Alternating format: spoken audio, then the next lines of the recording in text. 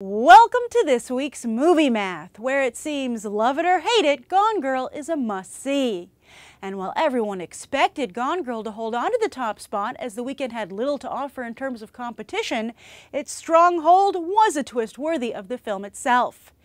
Yes, Gone Girl fell just about 30% in its second weekend, as audiences were eager to join the heated conversation that has sprung up around the film, thanks to its rather severe view of the current relationship between men and women, with Fox's domestic distribution chief Chris Aronson hailing it as a provocative thriller about marriage.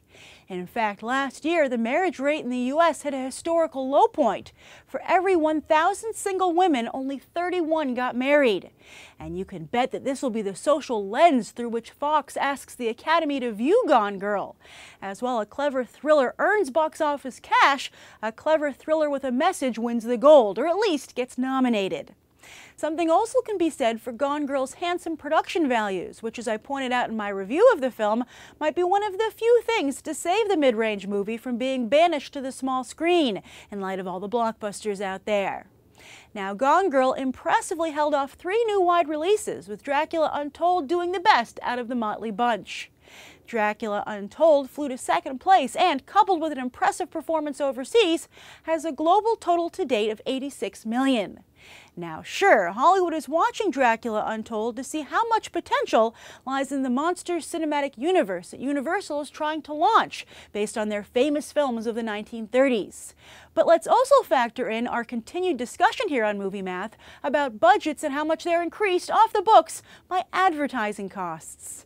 Well, for Dracula Untold, the industry trades, in a rare motion, have noted that Dracula Untold cost $70 million to make, yet the budget is actually $130 million after advertising. And since, once again, studios only get about half of a movie's box office, Dracula Untold will have to pull in $260 million worldwide just to break even. Not a big hurdle for your average summer blockbuster. So far this year, 22 films have cleared that number. Yet for what many are agreeing is Underworld light, well, the highest an Underworld film has ever grossed is $160. Do your research, Hollywood. As for fellow newcomer Alexander in the Terrible, Horrible, No Good, Very Bad Day, well, it turned out to be just that at the box office, as the Disney family pick couldn't match the debut of the first 2 Diary of a Wimpy Kid movies, also based on a hit children's book but with far less star power. Steve Carell really needs that Oscar nomination for Foxcatcher. Then Robert Downey Jr. got a cold dose of reality as his box office numbers went right back to his pre-Marvel days with The Judge, which debuted in 5th place. Yet Kevin Feige was unable or unwilling to use that to lower Downey's Captain America 3 paycheck, rumored at $40 million. And Addicted was another big win for black audiences, who powered the flick to the highest per-theater average in the top 10.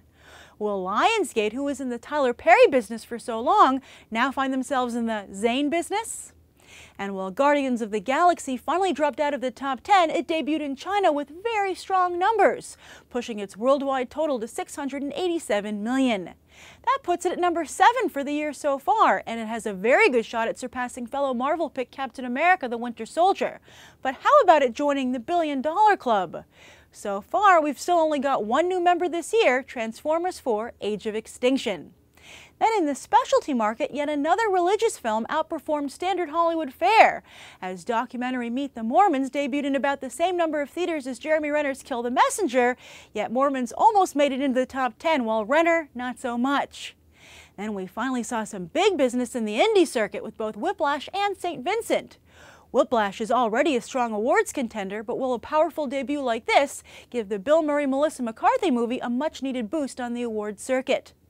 As for this coming weekend, Fury is expected to easily capture the top spot, but Gone Girl could very well hold off the other newcomers, The Book of Life and The Best of Me, in its 3rd frame. Meanwhile, Birdman and Dear White People will hit the specialty market with the hopes of making their own Oscar waves. And that's the weekend box office. I'm Grace Randolph, and we just did some movie math. As always, thanks for watching, and I hope you'll go beyond the trailer for these other top movies.